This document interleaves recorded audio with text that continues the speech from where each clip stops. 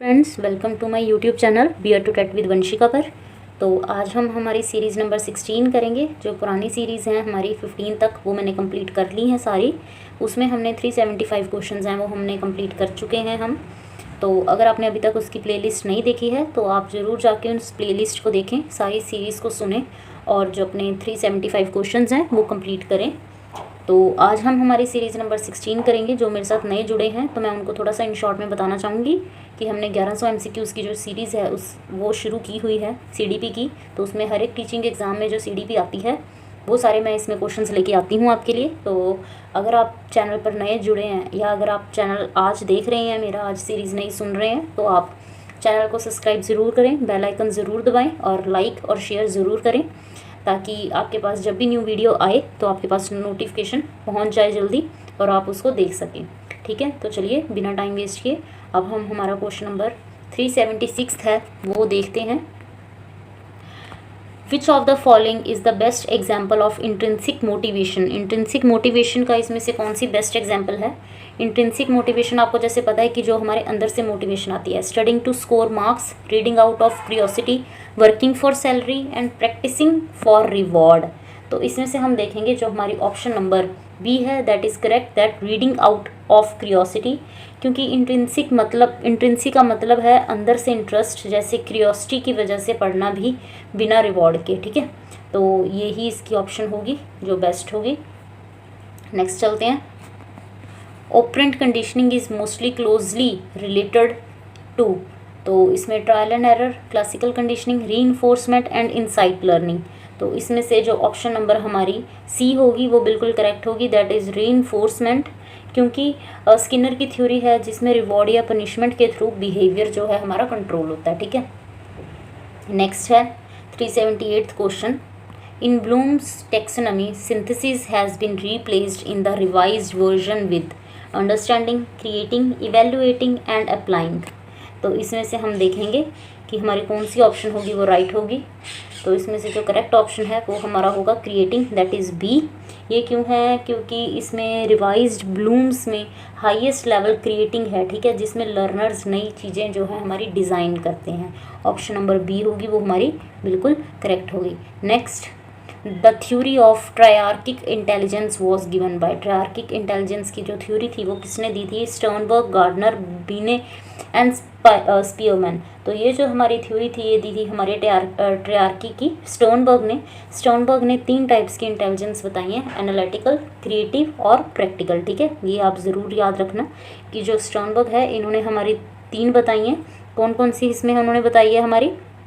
उन्होंने बताई है एक तो एनालिटिकल, ठीक है, ए से एनालिटिकल, सी से क्रिएटिव एंड पी से प्रैक्टिकल। तो ये आप ये ज़रूर ध्यान रखना। ठीक है, आप नोट डाउन कर सकते हैं अपने पास। नेक्स्ट चलते हैं। Which research approach emphasis lived experience of individual. Experimental research, phenomenological research, descriptive research and survey research. तो इसमें से जो हमारा करेक्ट ऑप्शन होगा नंबर बी, ये क्वालिटेटिव रिसर्च है जो लोगों के रियल लाइफ एक्सपीरियंस और मीनिंग्स पे जो है हमारा फोकस करती है। ऑप्शन नंबर बी होगी वो हमारी बिल्कुल सही होगी। Next, discovery learning is strongly supported by. जो डिस्कवरी लर्निंग थी वो किसने सपोर्ट की थी? Bruner, Skinner, Thorndike and Pavlov.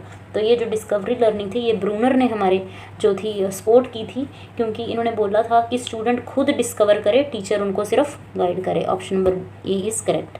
Next, which statistical tool is best for finding the relationship between 2 variable, mean, standard deviation, correlation, chi square. तो इसमें से जो ऑप्शन नंबर हमारा कोरिलेशन वाला सही होगा, ऑप्शन नंबर सी। ये इसलिए क्योंकि कोरिलेशन से पता चलता है 2 वेरिएबल का पॉजिटिव और नेगेटिव का रिलेशन। ठीक है, ऑप्शन नंबर सी करेक्ट है। Next, metacognition refer to. Metacognition का क्या मतलब होता है? Learning by repetition, thinking about one's own thinking, conditioning responses और ऑटोमेटिक मेमोरी। तो इसमें से हमारी जो ऑप्शन नंबर हमारी बी होगी वो करेक्ट होगी। Option number B is correct, because अपने लर्निंग और थिंकिंग को समझना और कंट्रोल करना ही एक क्या होता है? मेटाकॉग्निशन होता है। ठीक है, next, which of the following is not a defence mechanism according to Freud. Freud के अकॉर्डिंग इसमें से डिफेंस मैकेनिज्म कौन सा नहीं है? नॉट लिखा, इसमें से लिखा है ना हमारा नॉट। Sublimation, regression, motivation and repression. तो इसमें से जो मोटिवेशन है option C is correct, because Freud ने रिप्रेशन, रिग्रेशन, सब्लिमेशन बताए थे, मोटिवेशन डिफेंस मैकेनिज्म में नहीं आते, ठीक है, C is correct. Next, the Hawthorne experiment is related to, Hawthorne experiment था वो किनसे रिलेटेड था, group dynamic and motivation, classical conditioning, trial and error and problem solving. तो इसमें से group dynamic and motivation option A is correct. क्यों ये सही है, क्योंकि इस एक्सपेरिमेंट से पता चला कि इन्वायरमेंट और ग्रुप रिलेशन वर्कर्स की प्रोडक्टिविटी होती है वो बढ़ाते हैं, ठीक है।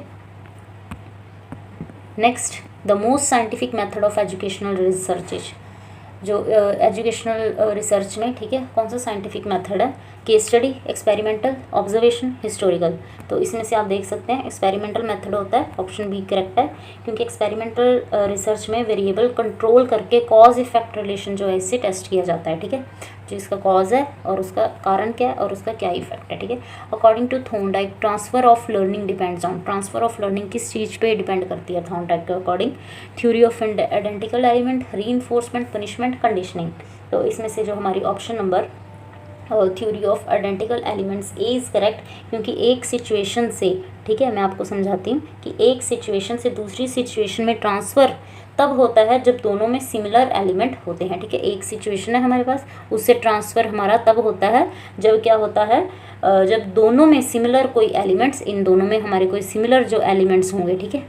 Next, which of the following is an example of non probability sampling, इसमें से कौन सी एग्जाम्पल है नॉन प्रोबेबिलिटी सैम्पलिंग की, simple random sampling, stratified sampling, snowball sampling and cluster sampling. तो इसमें से हमारी स्नोबॉल सैम्पलिंग होगी, ऑप्शन सी करेक्ट है, क्योंकि नॉन प्रोबेबिलिटी में सबको इक्वल चांस नहीं मिलता, ठीक है। स्नोबॉल सैम्पलिंग एक टिपिकल एग्जाम्पल है इस चीज़ की।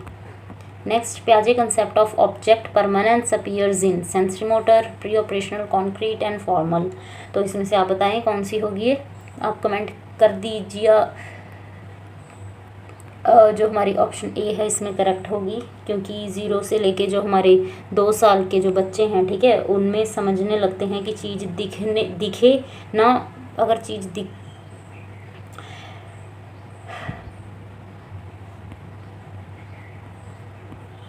तो अब हम देखते हैं हमारा क्वेश्चन नंबर 389 कि पियाजे concept of object permanence appearance, कौन सी ऑब्जेक्ट परमानेंस है ये जो बच्चे में आ जाती है।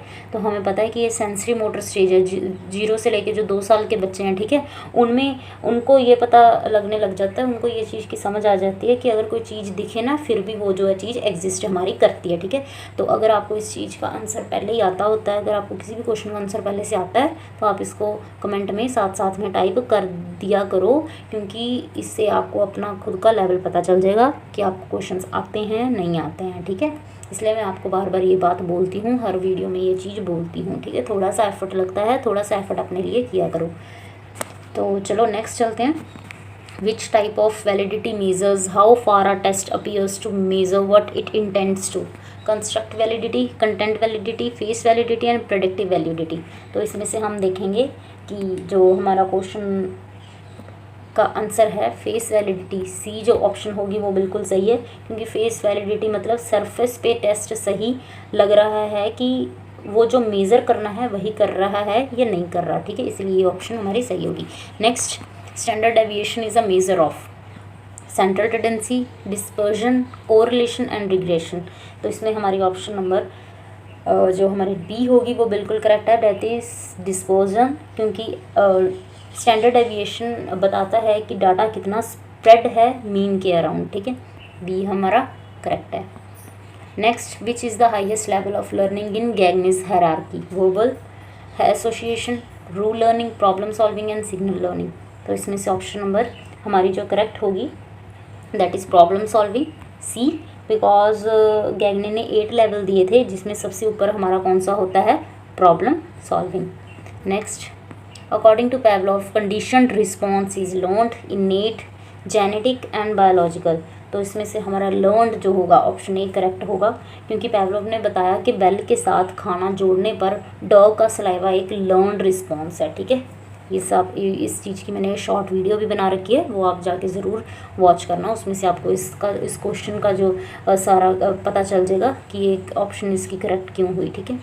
Next, the method of introspection was mainly use by introspection का जो मेथड था वो किसने यूज़ किया था? स्ट्रक्चरलिस्ट ने, बिहेवियरिस्ट ने, गेस्टाल्ट साइकोलॉजिस्ट ने या ह्यूमनिस्टिक्स ने? तो ये जो हमारा स्ट्रक्चरलिस्ट थे, ए ऑप्शन करेक्ट है, इन्होंने यूज़ किया था क्योंकि स्ट्रक्चरल साइकोलॉजिस्ट जैसे वुंड थे, ठीक है, उन्होंने इंट्रोस्पेक्शन का यूज़ किया अपने विचार देखने के लिए। ओके, उनके जो थॉट्स थे उन्होंने देखने के लिए ये यूज़ किया। नेक्स्ट 395th क्वेश्चन की ओर चलते हैं। इन statistics a normal curve is, एक नॉर्मल कर्व क्या चीज़ होता है? स्क्यूड, बेल शेप्ड, रेक्टेंगुलर और ट्रायंगुलर। तो इसमें से जो बेल शेप्ड बी ऑप्शन है वो बिल्कुल करेक्ट होगी, क्योंकि नॉर्मल डिस्ट्रीब्यूशन एक बेल शेप होती है जिसमें मीन, मीडियन, मोड इक्वल होते हैं, ठीक है, इस टाइप की होती है हमारी बेल शेप, ठीक है, इसमें हमें पता चल जाता है ऐसे, ठीक है, तो बी ऑप्शन हमारी करेक्ट होगी।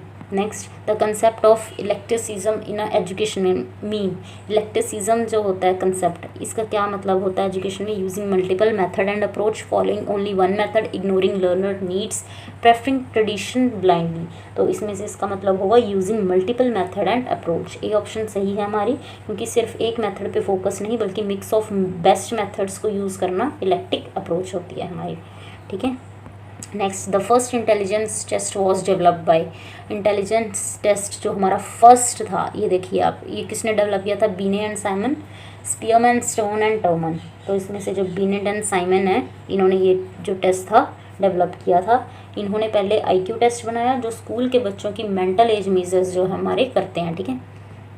Next, in education formative education use to जज final, improve learning during process, select students for admission and rank students. तो इसमें से हमें पता है कि ऑप्शन नंबर जो हमारी बी होगी वो बिल्कुल करेक्ट होगी, क्योंकि जो फॉर्मेटिव होते हैं वो ड्यूरिंग प्रोसेस होते हैं, बीच में होते हैं, और जो सुमेटिव होते हैं वो फाइनल उस चीज़ का जो जजमेंट करते हैं, जो हमारे एसेस एग्जाम होते हैं, ठीक है। तो इसमें फॉर्मेटिव असेसमेंट में हमारा ये ऑप्शन आएगा, ठीक है। तो option number B is correct. Which of the following is a characteristic of a good hypothesis? It must be vague, testable, unobservable or based on opinion only. तो इसमें हमें सबको पता है कि इसकी जो ऑप्शन होगी बी करेक्ट होगी, टेस्टेबल। क्यों होगी? क्योंकि अच्छी हाइपोथेसिस हमेशा टेस्टेबल और रीच बेस्ड होती है, हम वो चीज़ वेग नहीं होती, ठीक है। B option is correct. अब हम चलते हैं हमारे जो आज के लास्ट क्वेश्चन पे, that is the most suitable research tool for studying attitude. इसमें से मोस्ट सुटेबल मेथड कौन सा होता है हमारा स्टडी करने के लिए? Questionnaire, achievement test, rating scale और चेकलिस्ट। तो इसका आंसर बताने से पहले मैं आपको ये बताऊंगी कि अगर आपने चैनल को सब्सक्राइब नहीं किया, अभी तक लाइक नहीं किया, कमेंट नहीं किया, तो ज़रूर कमेंट करें, चैनल को सब्सक्राइब करें और मेरी आने वाली नेक्स्ट सीरीज़ में जुड़ें। अभी बहुत सारी सीरीज़ हमारी पेंडिंग हैं। अगर आपको क्वेश्चंस का लेवल अच्छा लग रहा हो, कोई भी क्वेश्चन आपको अगर इसमें से न्यू लग रहा हो, ठीक है, आपको लग रहा हो कि इसमें हमें कुछ नया सीखने को मिलेगा, तो आप मेरे चैनल को सब्सक्राइब ज़रूर करें, ठीक है। तो जो हमारा इसका आंसर होगा सी बिल्कुल करेक्ट होगा, रेटिंग स्केल, क्योंकि एटीट्यूड को मेज़र करने के लिए रेटिंग स्केल बेस्ट है, क्योंकि वो ओपिनियन या जो हमारी इंटेंसिटी है वो चीज़ हमारी शो करता है, ठीक है। तो ये थे आज के हमारे 400 क्वेश्चंस जो हमने आज की सीरीज़ में कंप्लीट कर लिए हैं हमारी। तो नेक्स्ट सीरीज़ आपके पास जल्दी आएगी, तो तब तक के लिए keep learning, keep growing, all the best.